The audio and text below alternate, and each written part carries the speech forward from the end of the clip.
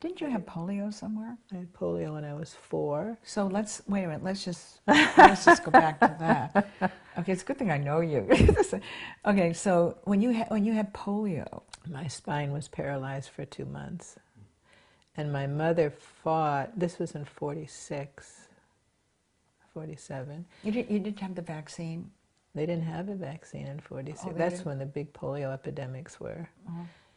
And that was one of the things my mother was guilty about, because I apparently cried that night, and she was Dr. Spock in those days, where The kid crying. right, and then I couldn't move the next day.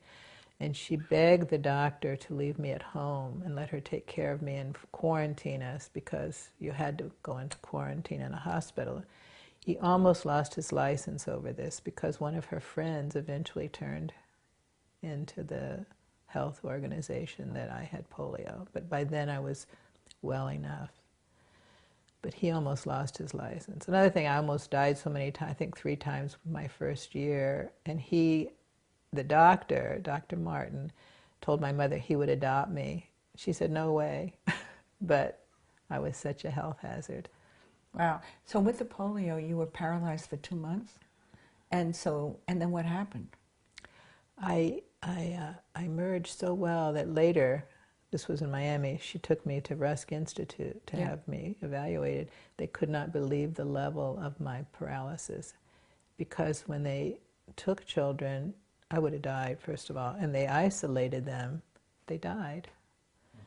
From the isolation, probably. And she just kept, her care of me was what it took, that no one could believe until I had the post-polio collapse in my 50s. Right, okay, so take us back. So what kind of care, because I think, again, these influences of these impossible acrobats and flying Wallendas and all that business, and the insurmountable odds of overcoming polio. So what did your mother actually do? I don't remember. She gave you chicken soup. I mean, you know, whatever she did, devoted her life to that. I'm wow. sure. And so how did that recovery? Was it by degrees? I mean, that you suddenly no memory. You don't remember? I do remember. What I remember is there was a sign on the door. It was under quarantine, and that I would look out the door at my friends. Oh. And I was not allowed to go out. I don't remember how or why. Wow. But I do know I owe her that I survived that. Boy, your mother was something. How old was she when she passed? She was in her mid-60s. She took her life. Your mom took her life? Do you want to talk? No. Okay. That was also eventually a gift, but at the moment it wasn't. Oh, I'm so sorry. Yeah. Okay, I'm telling you, the world was not so neat. Whoever thought it was. I mean, right. No, I mean, you know, neat lives. You see, this is another point for this archival footage, is that neat lives do not lead to pioneering spirits. I don't think so. I think that there's a succumbing to comfort that does not ignite the enormous push. See, I think that's what it is that there's this push to normalize. Well, to even be present, however that is the gift in itself. Oh, that, I mean, you're right. How to meet life, where I think so many advices that we're giving are how to normalize life. Right, and I actually don't feel that way. Yeah. I feel that I mean, it's tricky territory, but I feel that, you know, if you look at people who become contributors, they're not people that had comfortable lives. They're really not. They're people who had a fire in the belly somehow, so that okay, so when we look at Bonnie Bainbridge Cohen, she didn't drop from the sky. So there were these influences, you know, as you're shaping the character of the Bonnie as she began to emerge. So when you went to occupational therapy, then did you actually work as an occupational therapist? I still do. You still do. And so when did how did that go when you began to go into the whole anatomical, wanting to elaborate the mapping and all? I mean, how did that, I mean, this is so critical, it seems. Like, how did that happen? Do you? Okay. I'll weave a couple of things. I got a National Foundation scholarship to go to university, and I went to Ohio State University to study occupational therapy. But meanwhile, I really wanted to dance. I mean, the dance was how I expressed myself. So while it had, the discipline had all these other lineages, it was a means of expression. Sure. While I was at Ohio State, I also took dance. Mm. And then, I'll jump again. When I graduated, I went to work there at the Ohio State University Rehab Center. So I'm going to go back a little bit during my internship. Mm-hmm. I did an internship at a children's hospital in Indianapolis, I think between my junior and senior year, I'm not sure, around 1962. And there was a playroom. Mm. So we did our therapy in the playroom, and there was a child up on the ward who had a tracheotomy. Mm. And he couldn't come down to the playroom, so I used to go up to be with him there. And so I asked a nurse up there, I saw her doing it, cleaning out the trach, suctioning it. So I said, if I learn to do that, can I take him downstairs to the playroom? Mm. So the nurse showed me how to suction the tracheotomy. So then I talked to the woman in the OT department, and he could come downstairs, which meant then they had to learn how to do the tracheotomy so that he could come down. How old was he? Do you remember? 4, 5, 6, something like that. Mm.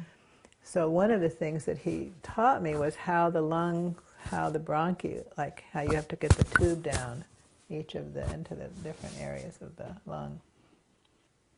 Lobes of the lung. So he was a teacher. The little boy. The little boy. And then when I did my last internship, it was supposed to be the last one, was in Cleveland. They ended up discharging me or failing me or whatever. They told me I couldn't stay because I was dangerous. What was to be my last internship took place at a rehab center in Cleveland, Ohio. It was, at that point, one of the top rehab centers in the world. But after I was there a month, they dismissed me as being dangerous as a occupational therapy intern. I don't know if they ever dismissed anyone else before. So you have an honor. I have an honor there. And it's interesting because I would do the same decisions today that I did then, but I was too young to make them. And one of them, I have to go back, in that I had done an internship as a younger student, like once or twice a week, going into the tuberculosis hospital at the university and being with the people there. And I had not been exposed to tuberculosis. I was negative on those tests. Anyway, so I knew that it wasn't that contagious. Mm-hmm. So one of the things we did in the internship, the more advanced one, was we went on rounds with the doctors and they told us whatever we were supposed to know. So there was a patient there, and on the door they had tuberculosis, so it said, don't go in without robes and masks and everything. But the doctors went in, everybody else stayed out, so I walked in with the doctors, sans mask and everything. I wanted to know what they were going to do, who the patient was. So anyway, that was one way I was dangerous, because You were? I didn't stay in the troop outside the door. Right. I went in with the doctors as peon. I didn't even think about it. I just went in. And I knew it wasn't dangerous. Another one was a man who had had a stroke, severe stroke. So he couldn't use this arm at all. It was in a sling. It was actually quite flaccid. And so what they did in those days, and maybe they still do today, I hope not, but perhaps they still do, they just put it in a sling so he wouldn't sublux.